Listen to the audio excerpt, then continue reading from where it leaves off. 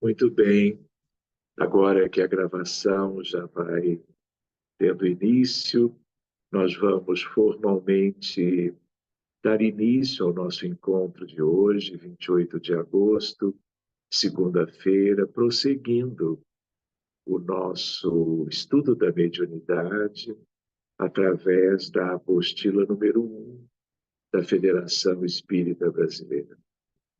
Que todos vocês estejam muito bem dispostos, onde quer que vocês estejam.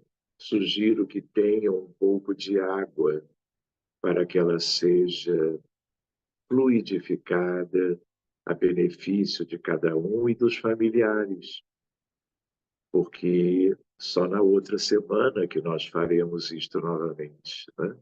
Então, a quantidade de água pode ser um pouquinho maior do que em outras situações. Nós vamos, então, buscar a oração para darmos início ao nosso estudo de hoje.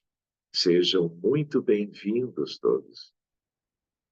Senhor Jesus, aqui vamos nós, como uma família interessada no estudo deste tema tão lindo, tão amplo e que diz respeito à vida humana desde sempre na Terra, a mediunidade. E nós, Jesus, gostaríamos de solicitar que todos tenhamos a melhor assistência espiritual enquanto estamos reunidos. Que nós tenhamos nossos guias e protetores na nossa vizinhança, nos ajudando em todos os sentidos, e nós, Senhor, que formamos como que uma verdadeira equipe de trabalho, que no decorrer dos minutos em que vamos nos enfronhando no tema da noite, a nossa postura seja de fraternidade, no sentido de uma doação fluídica, entrelaçando-nos todos, abraçando-nos com a espiritualidade mais linda em teu sagrado nome, para que esta equipe que formamos todas as segundas-feiras, hoje novamente, ela também se consagre ao bem-estar dos doentes, dos necessitados, dos aflitos no mundo inteiro, de tal maneira que fluidos vitais, moléculas sadias, vibrações, pensamentos, energias, tudo que venha de nós seja útil na medida que os teus emissários tudo isto possam recolher e oferecer àqueles todos espalhados pelo mundo que tanto necessitam de cura, de paz, esperança. E sendo assim, Jesus, que todos esses minutos de estudos sejam também de muita alegria e de muita dedicação a todos os outros que não estejam fazendo parte agora do nosso grupo de estudo da mediunidade. Que as águas que vamos separando, elas sejam fluidificadas a benefício nosso e de todo mundo à nossa volta. Agradecidos, nós vamos dando início ao estudo da noite.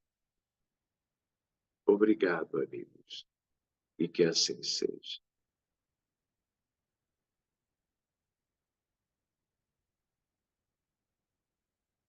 Muito bem. Então, queridos, eu lembro que nós devemos deixar, não é? Os microfones como que no modo silencioso, e a página que vamos ver hoje é aquela a partir da de número 27. Então, por favor, busquem a apostila e vamos em frente. Combinado? Então, vejam lá.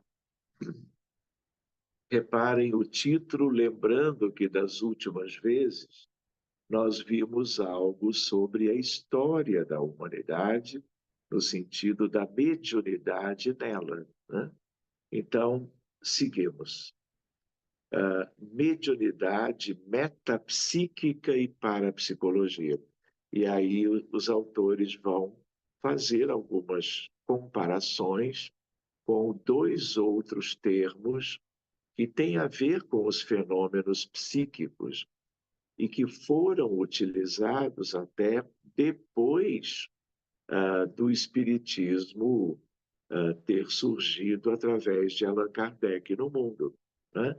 Metapsíquica veio com Charles Richer e a parapsicologia com Heine e com outros autores.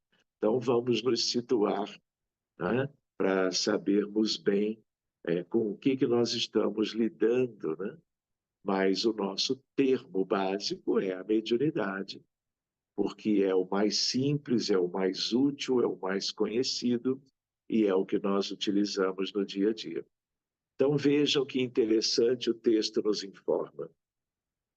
Os fenômenos psíquicos, do grego psique, que significa alma ou espírito, estudados pelo espiritismo, pela metapsíquica e pela parapsicologia, têm como agente o espírito, ser humano sensível e inteligente. Para a doutrina espírita, tais fenômenos, considerados naturais, são de duas categorias: os mediúnicos e os anímicos. São chamados fenômenos de emancipação da alma, os anímicos. Os primeiros são intermediados pelos médiuns. Médium é toda pessoa que sente, num grau qualquer, a influência dos espíritos. Essa faculdade é inerente ao homem e, por conseguinte, não constitui um privilégio exclusivo. Mediunidade é a faculdade psíquica que os médiuns possuem, manifestada de forma mais ou menos intensa e por meio de uma variedade significativa de tipos: videntes, psicógrafos, audientes, musicistas, de cura, etc. A prática mediúnica é denominada mediunismo, como um sinônimo, né, que tem a ver com as nossas questões das reuniões mediúnicas. Na segunda categoria, ainda segundo o Espiritismo, temos os fenômenos anímicos, do grego ânima, alma, ou mais propriamente, de emancipação da alma. Então, lembrando sempre essa divisão bem simples: fenômenos psíquicos ou são fenômenos mediúnicos ou anímicos. Pois bem, são produzidos pelo próprio espírito encarnado, que nesta situação não age como intermediário ou intérprete do pensamento dos espíritos. Partindo-se do princípio que todo ser humano é médium, em algum grau, mesmo que algo muito tímido, né? O espírito André Luiz assim conceitua animismo, ou prática dos fenômenos anímicos. é o conjunto dos fenômenos psíquicos produzidos com a cooperação consciente ou inconsciente dos médiuns em ação. E mais, temos aqui muitas ocorrências que podem repontar nos fenômenos mediúnicos de efeitos físicos ou de efeitos intelectuais, com a própria inteligência encarnada comandando manifestações ou delas participando com diligência numa demonstração que o corpo espiritual ou perispírito pode efetivamente desdobrar-se e atuar com os seus recursos e implementos característicos como consciência pensante e organizadora fora do corpo físico. Muito bem, tudo muito simples aí, são divisões em apenas duas partes. E nós já vimos um pouco isto naquela apostila que já concluímos, e agora nós vamos retomando, claro, pela própria importância que isto tem. A metapsíquica, ou metapsiquismo, indica, segundo a psicologia, um corpo de doutrinas, sem base no método científico, que se funda na aceitação da realidade dos espíritos, fenômenos espiritistas, por exemplo, criptestesia. Logo vamos ver o que é isto. A parapsicologia é uma tentativa de aplicação dos métodos científicos a esses fenômenos, usualmente inexplicados, para a psicologia. Por isso, o termo como algo em paralelo, para psicologia, como se fossem fenômenos diferentes dos naturais.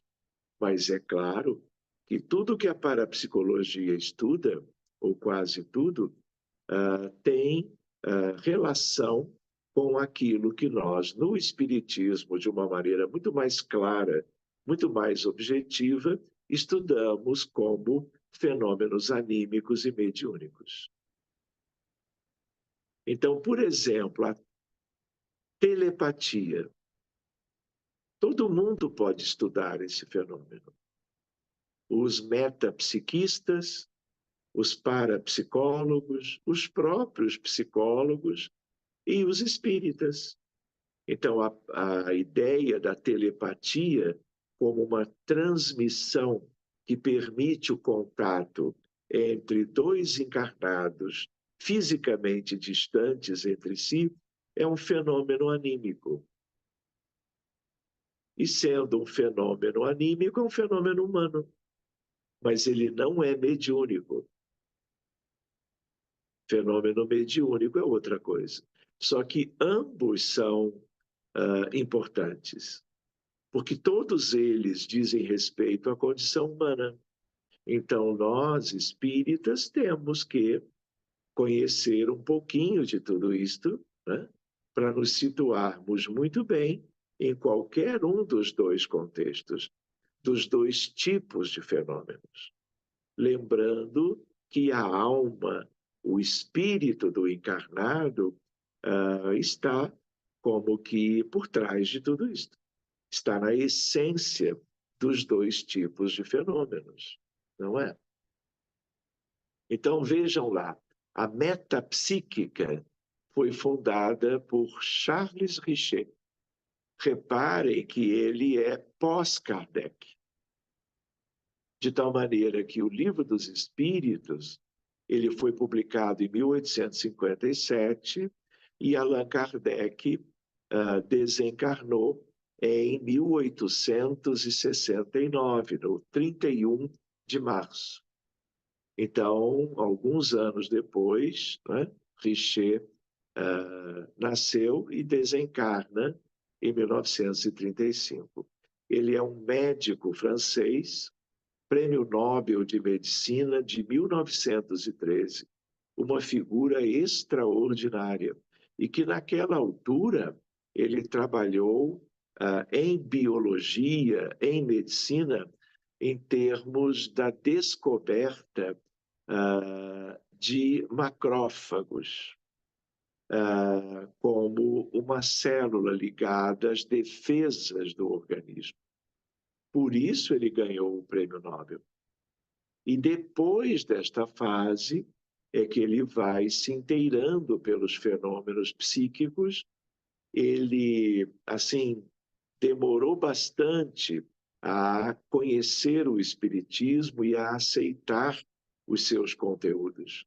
Mas, para o final da sua vida, ele então reconheceu todo o trabalho de Allan Kardec e o seu tratado de metapsíquica analisa os fenômenos como um todo, mas com uma visão de um profissional de saúde, de um médico notável que se notabilizou por questões da medicina mesmo, como eu comentei com vocês. Então, vejam isso.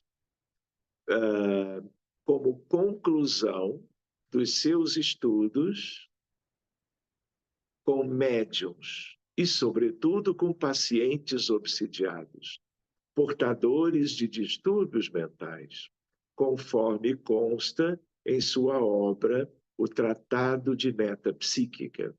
Richer definiu a metapsíquica como ciência que tem objeto, a produção de fenômenos mecânicos ou psicológicos, devidos a forças que parecem ser inteligentes ou a poderes desconhecidos, latentes na inteligência humana. Porque ele, durante muito tempo, como eu havia comentado, ele não reconhecia os espíritos desencarnados como que funcionando por trás desses fenômenos. Ele queria encontrar as causas dentro da mente humana dos protagonistas encarnados. Por isso que ele demorou um tempinho para trabalhar a questão da influência dos desencarnados no plano físico e eles desencarnados por trás da fenomenologia curiosa daquelas muitas manifestações que tanto lhe chamavam a atenção.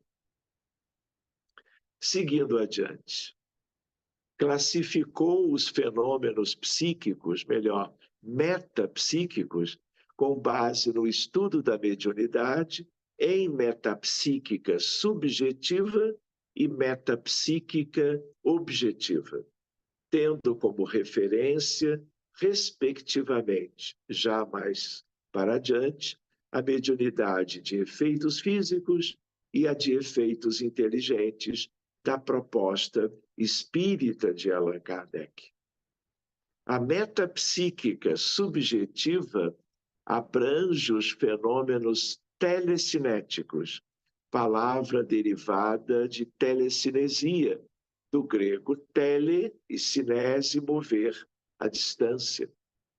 Significa a capacidade de mover fisicamente um objeto com a força da mente humana, fazendo-o levitar, mover-se ou apenas ser abalado pela mente do encarnado. Esses tipos de fenômenos metapsíquicos são denominados pela parapsicologia como fenômenos TK, de telecineses, ou PK, de psicocineses. Para Richer e seguidores, a telecinesia é possível porque o indivíduo mobiliza de maneira inconsciente energias fisiológicas, o tal fluido vital, do duplo etérico que todo encarnado tem, que impregnam um determinado objeto, movendo. A telecinese seria uma exteriorização do psiquismo inconsciente. Reparem que ele estudou muito para pesquisar essa área, quando o próprio espiritismo ainda era completamente desconhecido na França, na Europa e no mundo. As mesas girantes tiveram um papel aí também, porque elas se moviam. E elas se moviam sem a participação, o toque das pessoas no entorno delas, as mesas. Daí a pesquisa de algo que era movimentado pela mente daqueles encarnados.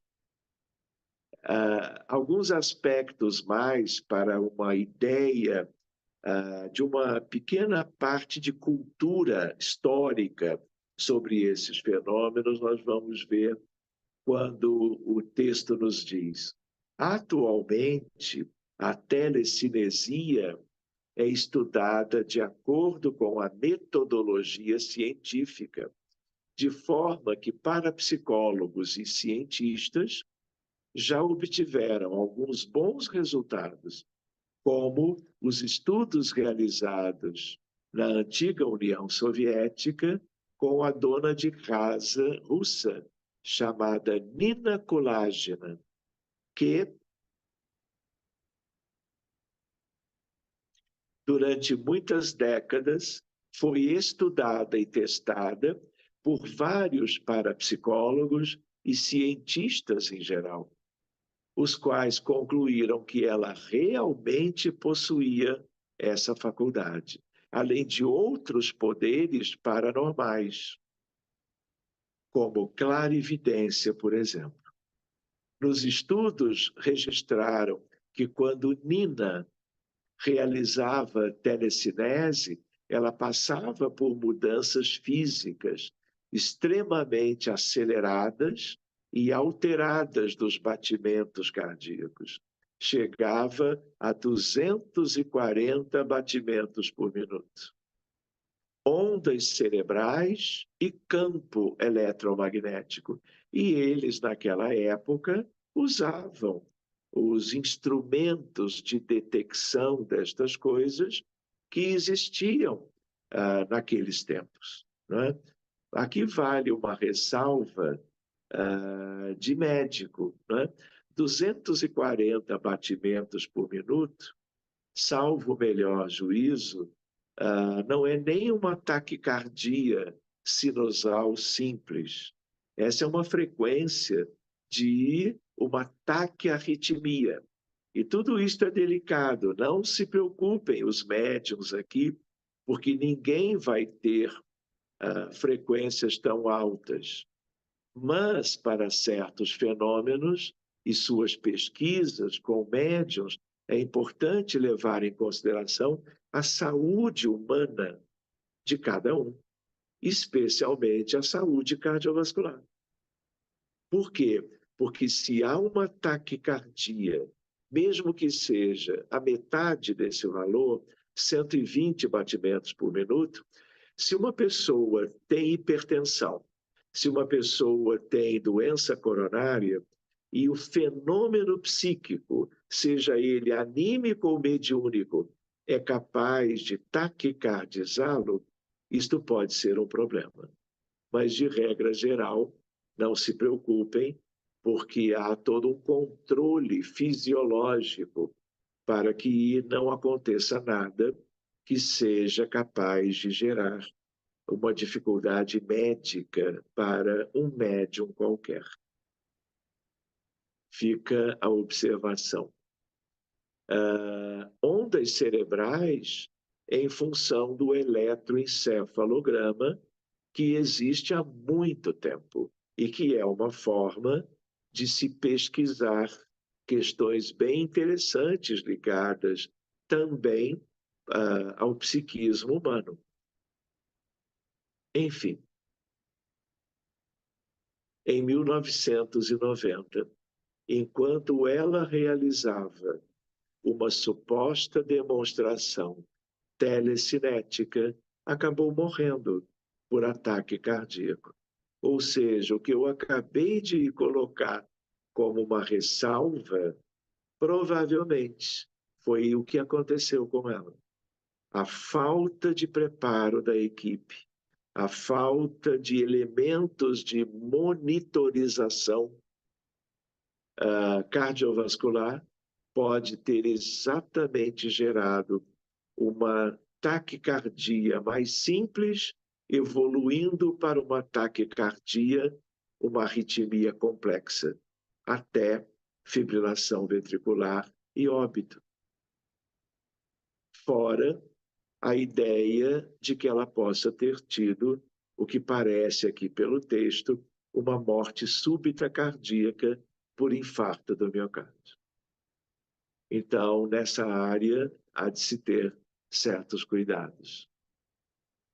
A metapsíquica objetiva, amigos, refere-se a uma classe de fenômenos denominados criptestesia, termo criado pelo próprio Richer para especificar o conhecimento que algumas pessoas obtêm de acontecimentos ou fatos presentes e futuros por intermédio de uma percepção paranormal, isto é, sem ação dos órgãos dos sentidos. Ou seja, poderíamos dizer que é uma percepção extrasensorial, de algo ou de uma maneira que não tem a ver com os órgãos dos sentidos habituais da natureza humana, de todo o mundo. Nessas condições, a pessoa estaria sob efeito de estímulos psíquicos e anímicos, ainda não suficientemente explicados pela ciência. A metapsíquica objetiva é nomeada de parapsicologia ou pela parapsicologia como percepção extrasensorial, expressão cunhada por Heine, que eu havia citado antes. Ele é como um pai da parapsicologia, professor da Duke University, estado de Virgínia, nos Estados Unidos da América, e fundador da parapsicologia. No século XX, ela surge, também conhecida como pesquisa psi. A parapsicologia, do grego para, além de, psique, alma, espírito, mente, essência, mais logos, estudo, ciência.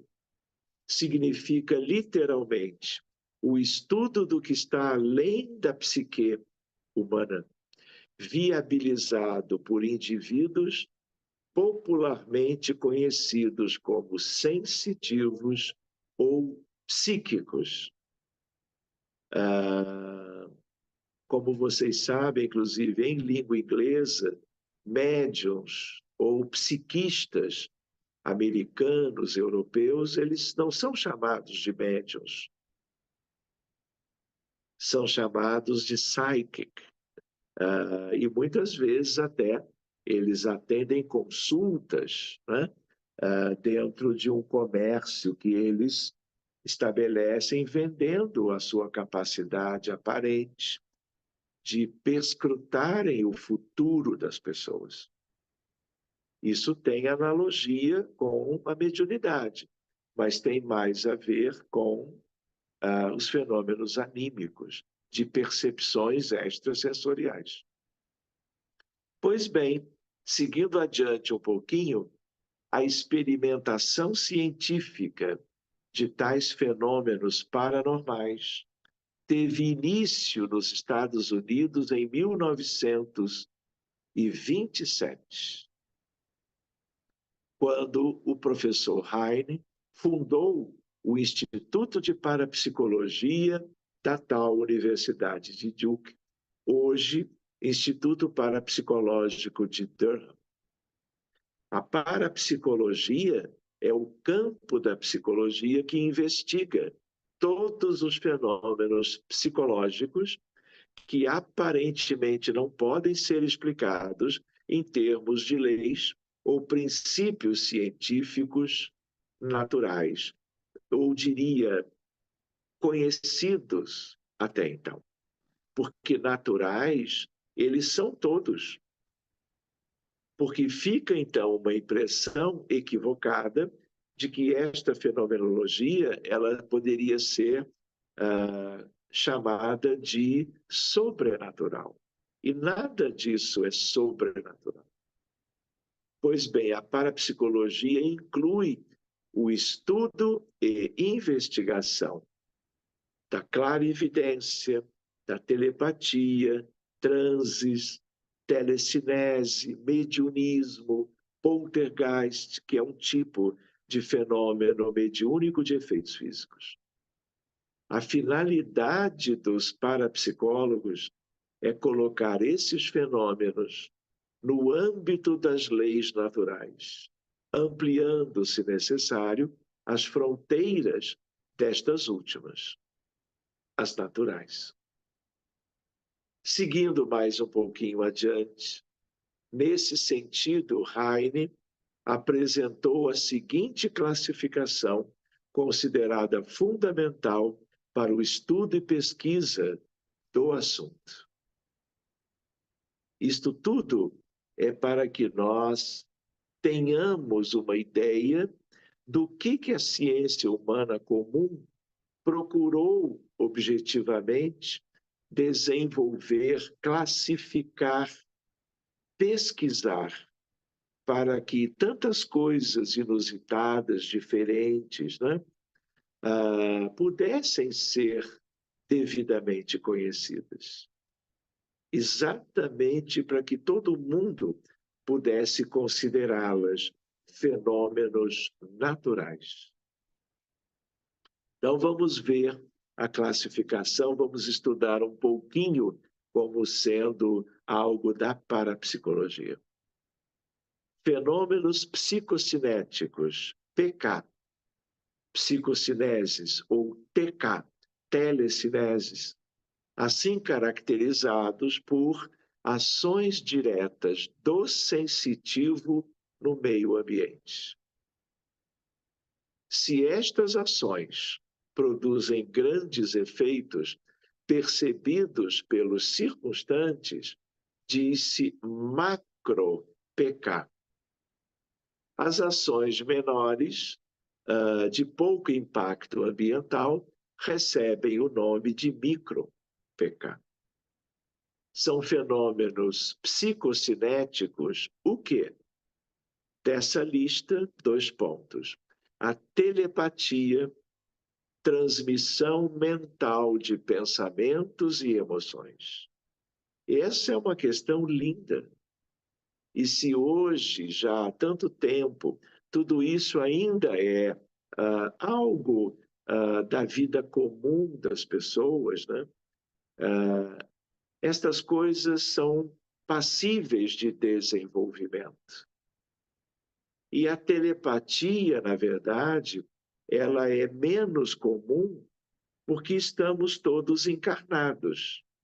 E o cérebro humano, a biologia do indivíduo, ela é de uma densidade muito grande. Então, como esses fenômenos têm origem na alma, na mente humana, o corpo serve de limitação e bloqueia. Mas a ideia qual é? Tudo isto é passível de desenvolvimento, porque a boa utilização de todos esses fenômenos pode contribuir para aspectos benéficos para as pessoas, a sociedade, e é mesmo algo a se estudar, buscando-se isto. Então, aqueles que têm uma boa condição de agir telepaticamente, comunicando-se com outros desse modo, tanto quanto percebendo os pensamentos alheios, por vezes de pessoas muito distantes deles, tudo isto é algo positivo, benéfico, porque é uma expressão natural da mente humana, de faculdades humanas. E tudo isto, com o tempo, na medida em que nós nos tornarmos pessoas melhores, espíritos mais adiantados, tudo isto só haverá de ampliar-se. Até que, no mundo espiritual, estaremos todos nos comunicando telepaticamente. Enfim, porque no mundo espiritual não teremos o corpo denso, dificultando a transmissão das ondas eletromagnéticas que caracterizam o pensamento humano. Muito bem, então, e tem a telepatia, transmissão mental de pensamentos e emoções. E tem B, clarividência, visualização mental de coisas, acontecimentos, cenas e pessoas do mundo físico, através de um corpo opaco ou à distância. Seria o equivalente à dupla vista da classificação espírita. E o item C, ligado à audição, a clareaudiência, percepção de sons, ruídos, frases, músicas, vozes provenientes do plano físico ou do extrafísico, que é o mundo espiritual, não percebidos pelas demais pessoas. Item D, precognição, a previsão de acontecimentos futuros, uma espécie de presciência. Item E, retrognição, relatos de acontecimentos ocorridos no passado, desconhecidos do sensitivo. Item F, psicocinesia, ação mental sobre objetos materiais localizados no plano físico, movimentando-os ou produzindo os efeitos, inclusive alterações de forma. Pois bem, vejam quantas coisas. Tudo isso é humano, tudo isso em parte é espiritual, tudo isso é passível de desenvolvimento, tudo isto deve ser, quando pertinente, né, objeto de estudo, de análise, de reflexões, de entendimento. Até em relação aos médicos, porque muitas vezes os pacientes com transtornos mentais, eles têm em torno de si certas expressões que não são usuais. E se os colegas médicos não conhecem certos detalhes como nós estamos estudando, eles vão considerar pessoas comuns apenas com essas facilidades psíquicas como doentes mentais ou transtornados mentais. E um rótulo desse inadequado pode trazer dificuldades para toda uma existência de uma pessoa. Enfim, sigamos como que mais um pouquinho e vamos então até o final deste tema número 2. Fenômenos extrasensoriais, que se encontram divididos em 3 tipos: psigama, psicapa, psiteta. O psigama, telepatia, clarividência, clareaudiência, xenoglossia. Vejam a relação com o que nós já vimos na área da mediunidade, incluindo exatamente as mesmas expressões. Psicapa levitação e ou transporte de objetos e pessoas. Psiteta, que são os fenômenos mediúnicos propriamente ditos. Ou seja, há uma outra classificação que outro, em qualquer lugar do mundo, possa utilizar, mas nós, por razões óbvias, preferimos a classificação tão objetiva, tão simples, compreensível para todo mundo, que é a classificação em O Livro dos Médiuns, de Allan Kardec. Tudo que nós precisamos está devidamente estudado por lá. Agora, vocês podem ouvir falar num filme qualquer, num trabalho de pesquisa, numa área da, vamos dizer, da parapsicologia, psicologia, esses termos diferentes. É só nós sabermos que eles existem e, na dúvida, irmos aonde possa ser uma boa fonte de pesquisa e vamos poder dizer, não, olha, psiteta é que são os fenômenos que nós mais nos detemos. Seguindo, em síntese, para a doutrina espírita, os fenômenos paranormais ou extrasensoriais são considerados de dois tipos. Isto é, para sempre, anímicos e mediúnicos. E, frequentemente, os protagonistas de uma coisa, frequentemente também o são da outra. Os primeiros, assim denominados por Alexandre Aksakov, diplomata e filósofo russo, que ao se apropriar da expressão ânima, alma, designa os fenômenos paranormais produzidos pela própria alma humana de anímicos, os quais o codificador preferiu chamar de fenômenos de emancipação da alma.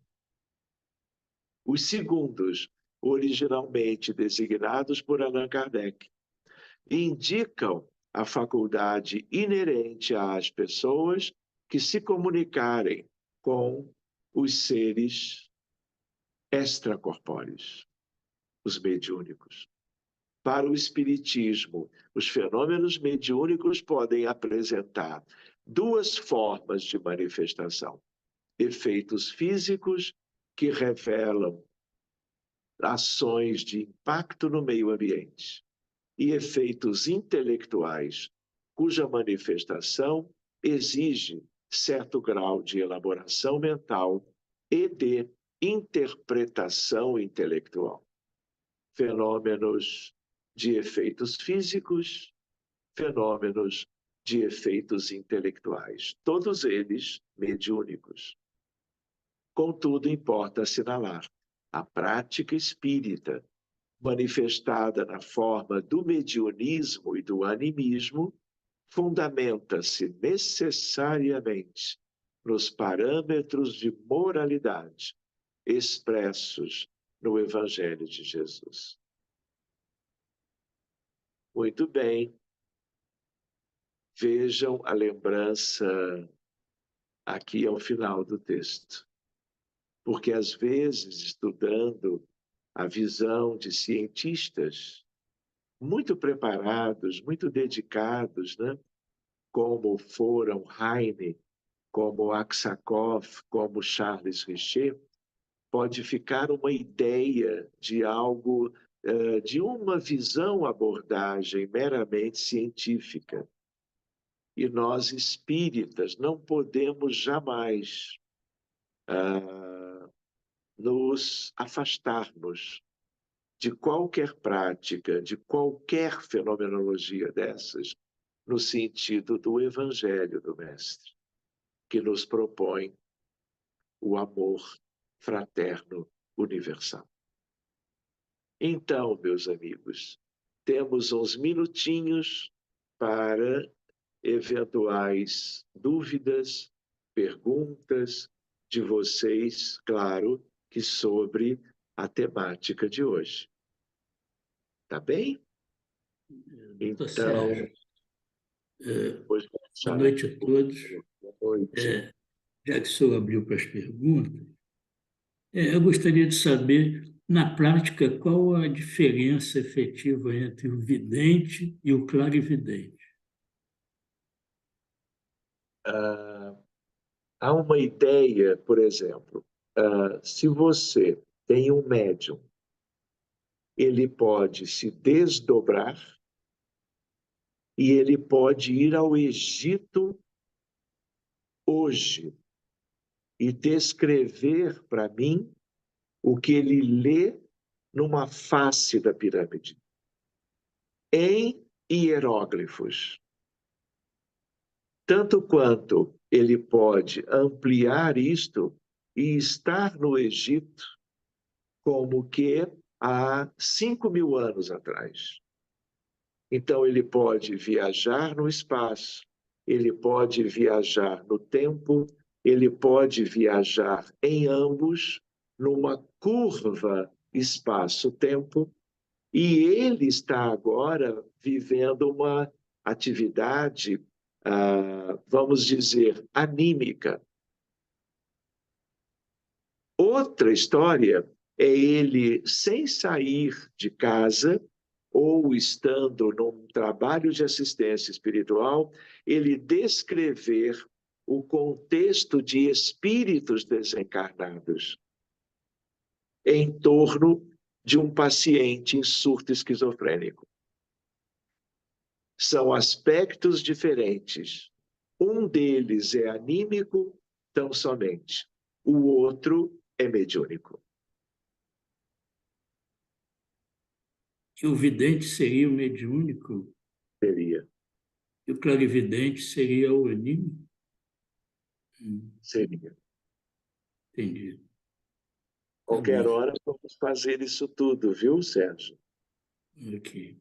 Obrigado, então. De nada, meu amigo.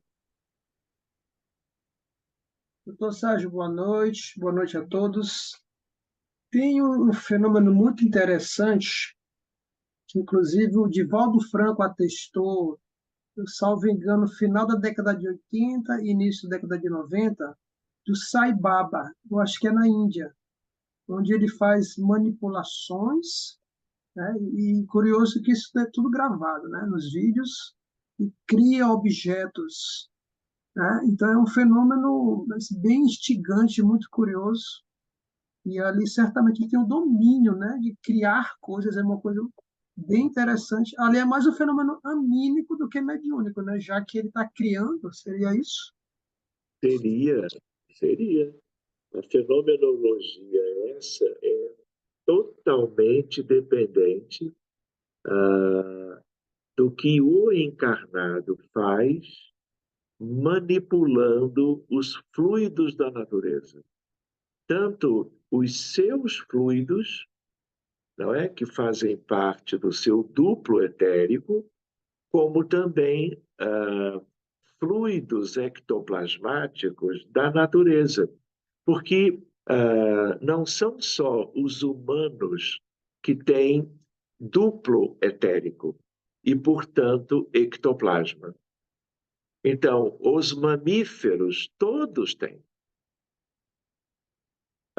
Se eu quiser lembrar com vocês de algo, os vinhedos e os trigais. Eu posso ir a eles e movimentar fluidos vitais ectoplasmáticos da natureza vegetal. Isso já foi feito. E esses elementos, eles também podem ser utilizáveis para a saúde humana, envolvendo ectoplasmia, que não necessariamente vem do próprio ectoplasma do terapeuta, do médium, vamos chamar médium de cura, ou aparentemente médium de cura. Há que se ter muito cuidado aí.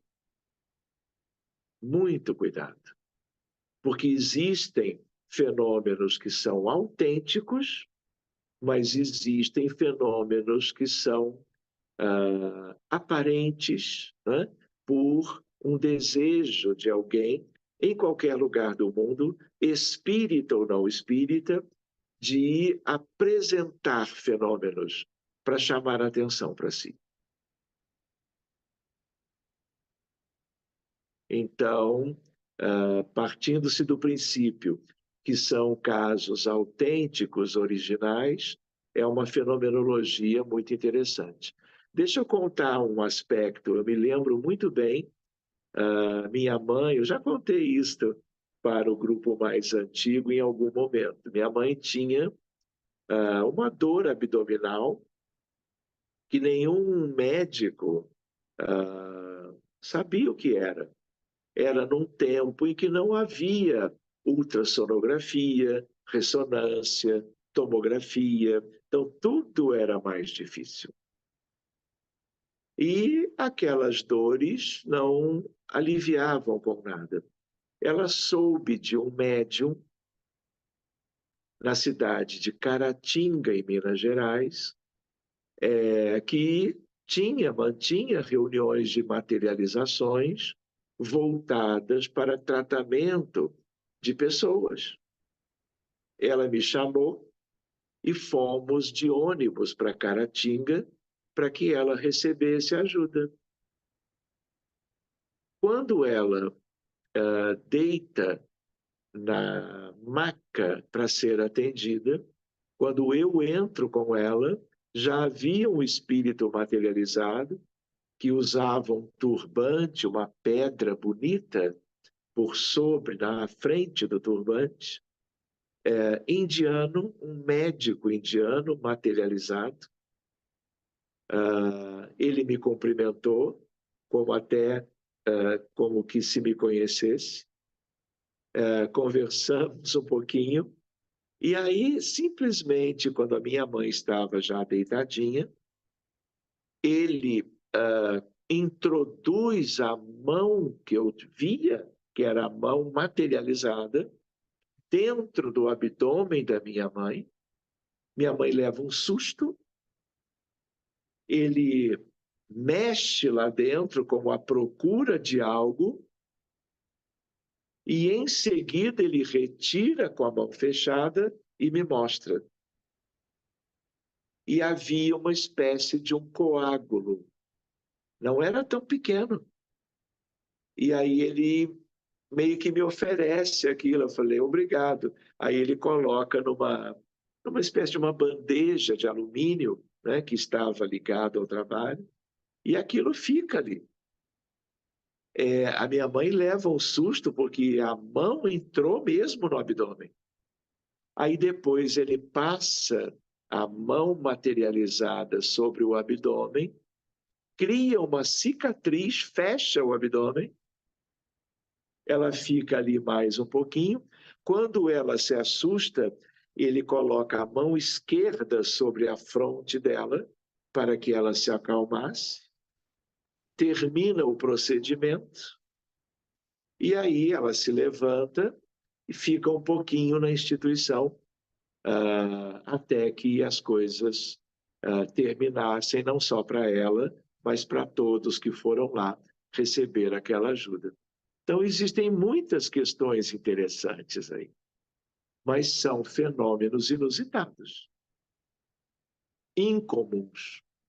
Médiuns para isto são muito raros, especialmente médiuns idôneos, que são os que verdadeiramente interessam para a sociedade. Tá certo, Tavares? Muito obrigado pela sua dúvida, pela sua lembrança. Então,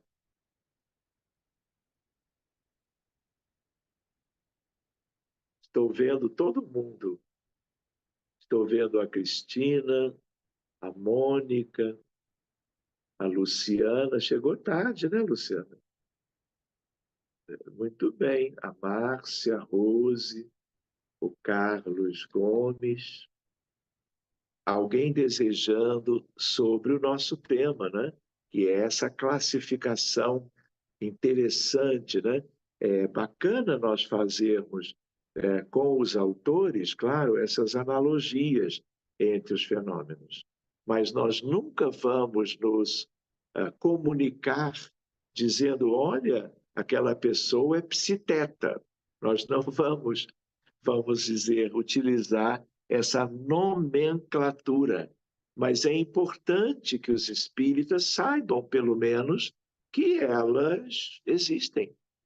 E qualquer coisa, esquecendo delas, nós podemos consultar isso até pelo Google. Tudo está muito à disposição. Doutor Sérgio, boa noite. Oi, Priscila. Boa noite, Tudo doutora. bom? Eu fiquei com a dúvida, na mediunidade, no espiritismo, a gente treina, né, para poder melhorar e ficar cada vez assim, enfim, ter uma mediunidade melhor. Nessas questões também seria indicado o treinamento? Eu fiquei com essa dúvida pela questão da mulher que o senhor falou, que teve uma arritmia e tudo, pela telecinesia.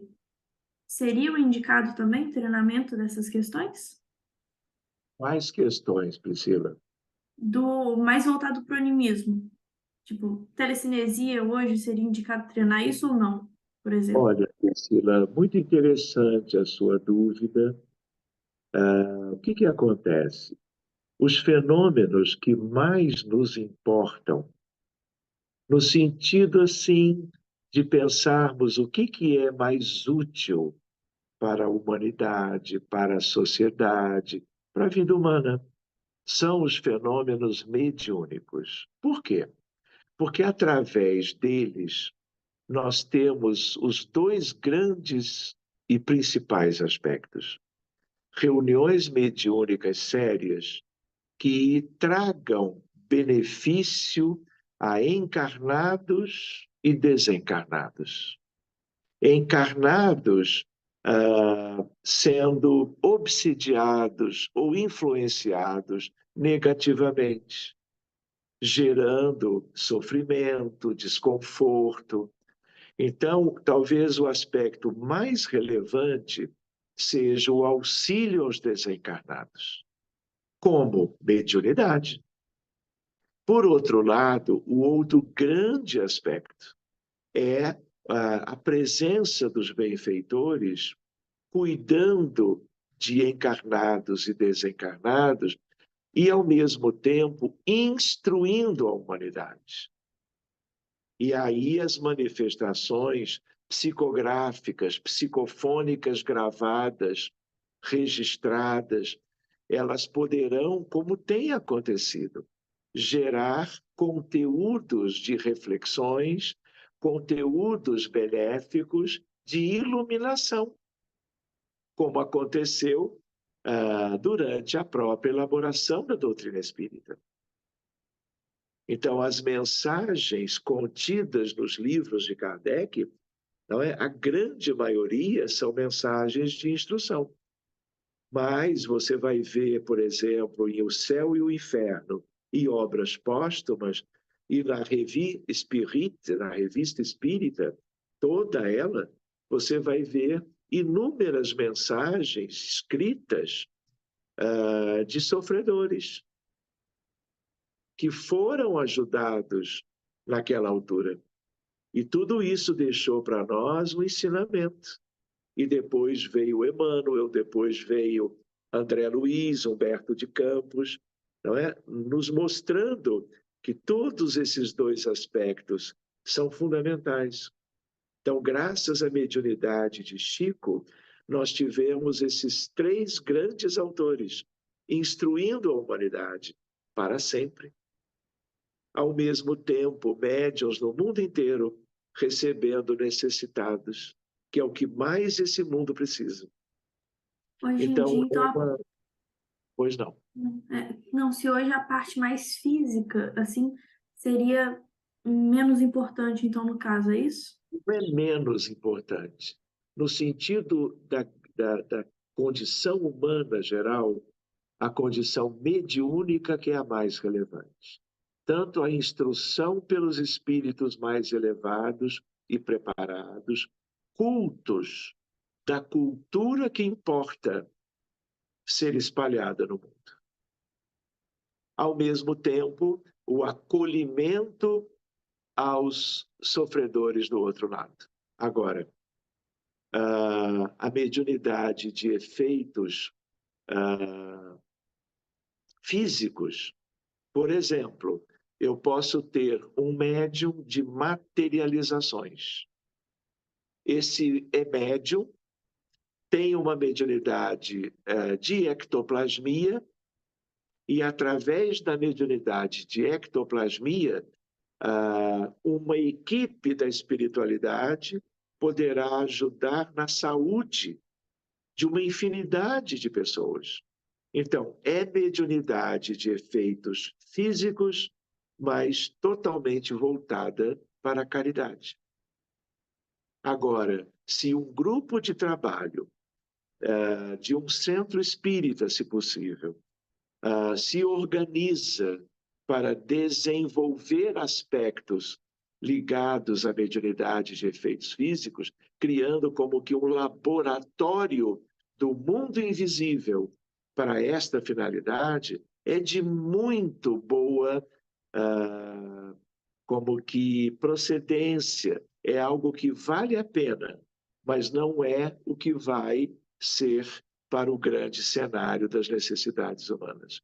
Então, pesquisa na ciência espírita é perfeitamente válido com grupos bem intencionados, se possível, dentro da estrutura da casa espírita. Podemos até pensar nisso, né? Mas nunca em substituição ao trabalho de caridade. Não que a pesquisa séria no âmbito da mediunidade de efeitos físicos não seja para a caridade futura. Tanto é que eu lembrei a ideia dos tratamentos de cura. Então, é apenas para não ocupar, talvez, o espaço que mais precisa de desenvolvimento, que é o que auxilia os doentes que estão por aí multiplicados no mundo todo. Muito obrigada. De nada, obrigado a você, Priscila. Doutor Sérgio, os médiums, eles podem escolher assim, essa capacidade de trabalhar nesses níveis diferentes, ou é algo que eles têm, que vão descobrir como usar a serviço de... Rose, de certa maneira, eles vão e descobrindo, tanto quanto aqueles que estão ao seu lado, sejam familiares, amigos, sejam aqueles que os recebam na instituição espírita, cada caso é um caso. Há, estatisticamente, uma maioria. Mas a ideia que está por trás da sua pergunta, Rose, é que os médiuns, em geral, foram preparados para isto. Há uma programação no mundo espiritual que precede a própria reencarnação. De tal maneira que quem vem para trabalhar pela ectoplasmia e por ela uma condição excepcional, por exemplo, de materializações luminosas ou da mediunidade de cura, né, vai trabalhar nesse cenário. Tanto quanto outros vão poder trabalhar recebendo mensagens de instrução e escrevendo livros, desde que de qualidade. Porque escrever, todo mundo escreve. O que nós precisamos é tanto uma coisa como outra, no sentido de uma mediunidade realmente proveitosa para as pessoas de uma comunidade e, dependendo do alcance, para o mundo inteiro. Agora, isso tudo é tratado de véspera. Isso tudo, inclusive, Rose, tem a ver com condições de cada médium, no Hum. sentido de condições morais, no sentido daquilo que ele deixou em suas pendências kármicas. Porque os médiuns não são, em geral, espíritos missionários, nem dirigentes espíritas, nem expositores espíritas. A ideia qual é? Nós ganhamos a ferramenta mediúnica, ganhamos os conteúdos espíritas para nos tornarmos pessoas melhores e pessoas, por isto mesmo, mais úteis, mais amorosas e dedicadas ao bem alheio. E a mediunidade é o instrumento mais fácil, mais comum que nós ganhamos. Mas a imensa maioria dos médiuns são devedores da humanidade. Como diz Emmanuel, somos devedores da multidão. Uhum. Obrigada. Tá certo, Rose? Certo. Eu tenho mais perguntas também sobre isso. Ah, Na semana que vem, anota, Rose, eu, tá eu, bom? eu faço isso. Tá bom, Tá então. bom. Na Ok. sequência, nós já vamos para o tema número Vai 3. esclarecendo. As Certo. perguntas sobre tudo isso serão válidas sempre, Ok, tá bom? tá bom. Obrigada. Nada, querido. Muito bem, meus amigos. Estão todos bem? Eu acho que agora nós podíamos fazer aquele momento, não é?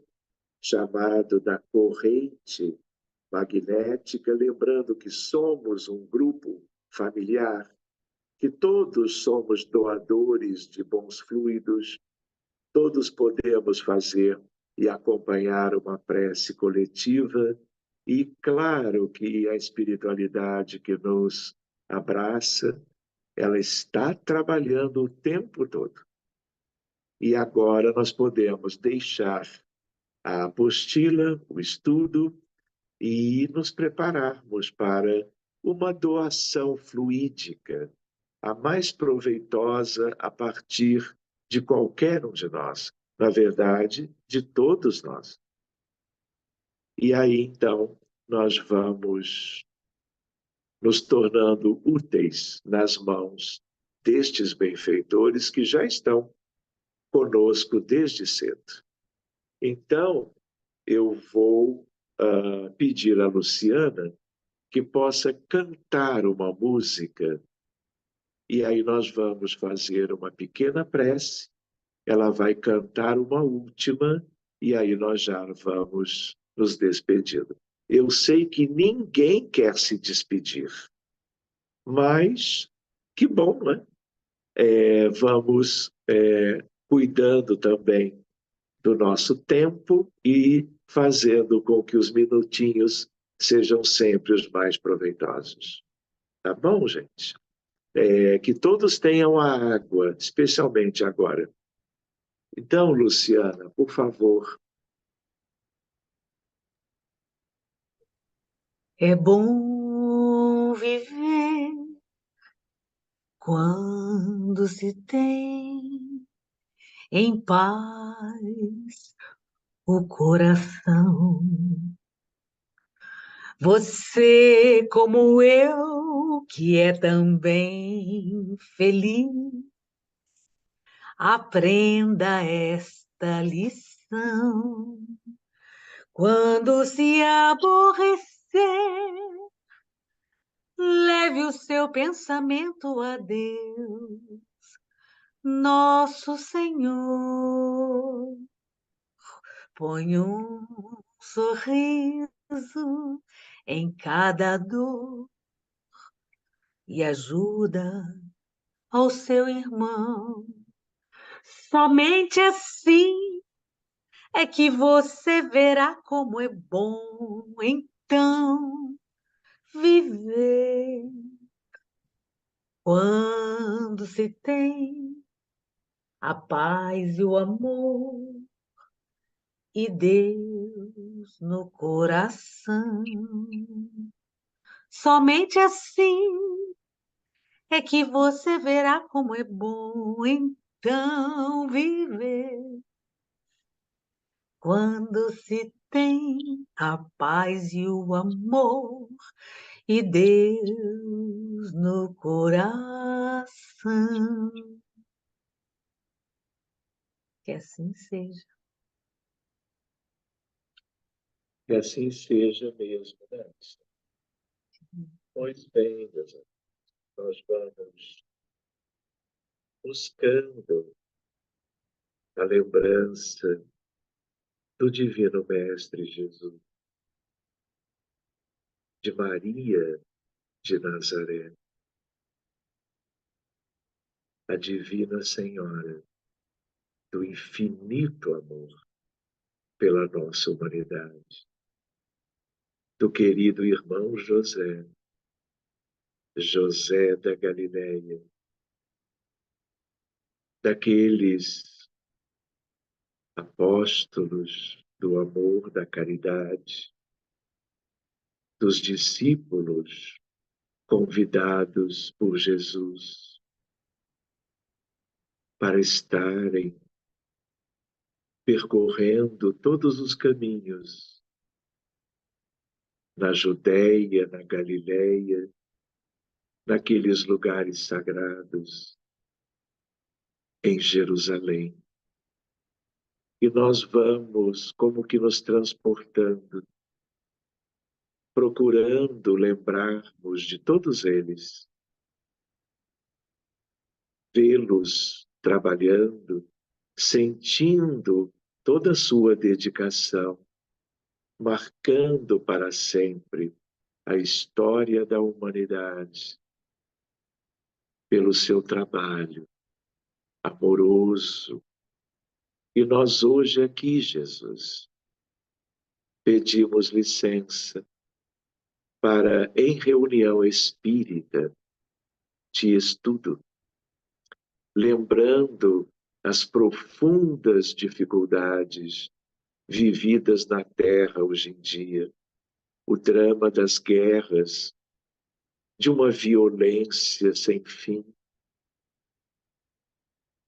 as dificuldades das doenças, doenças do corpo, transtornos mentais, em expressão avassaladora, visitando homens e mulheres, adultos e crianças, por anos a fio, em qualquer lugar do mundo. Tanto quanto, Jesus, as vítimas dos acidentes, dos transtornos hoje em dia tão sérios e abrangentes, quanto a natureza, episódios na África, no Havaí, nos Estados Unidos, na Europa.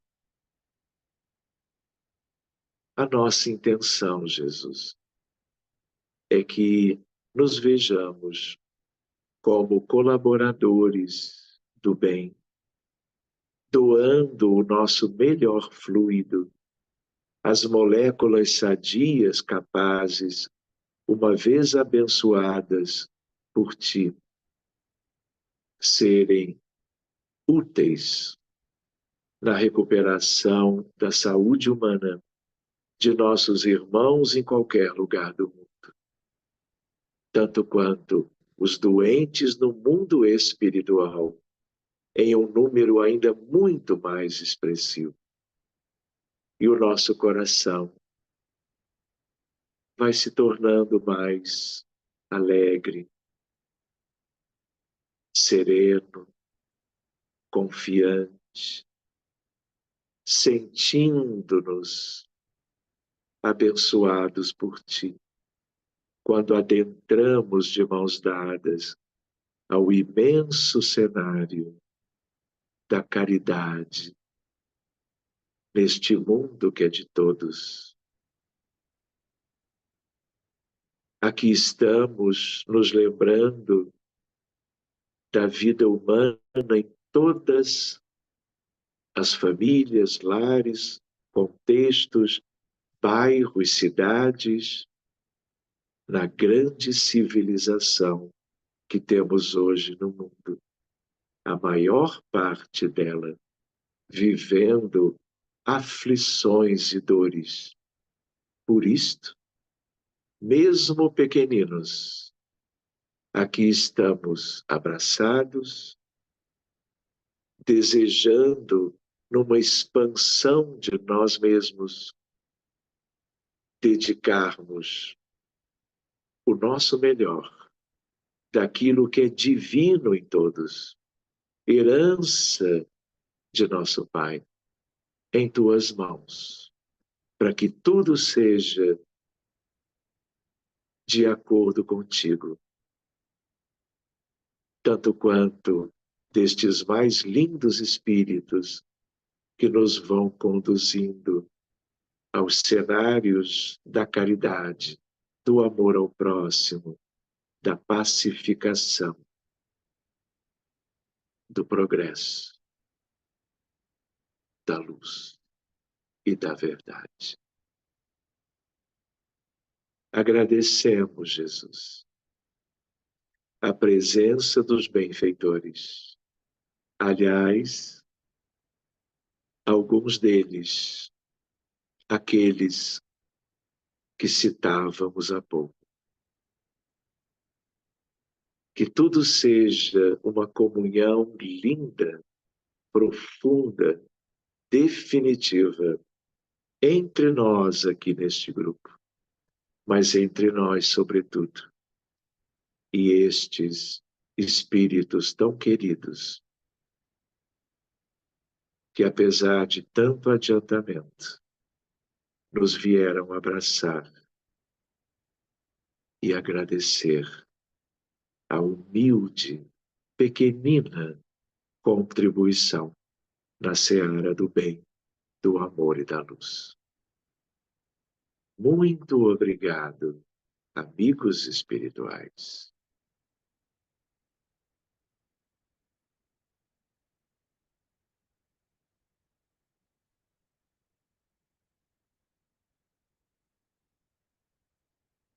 Luciana. A paz do mundo começa em mim. Se eu tenho amor, com certeza sou feliz. Se eu faço bem ao meu irmão, tenho a grandeza dentro do meu coração.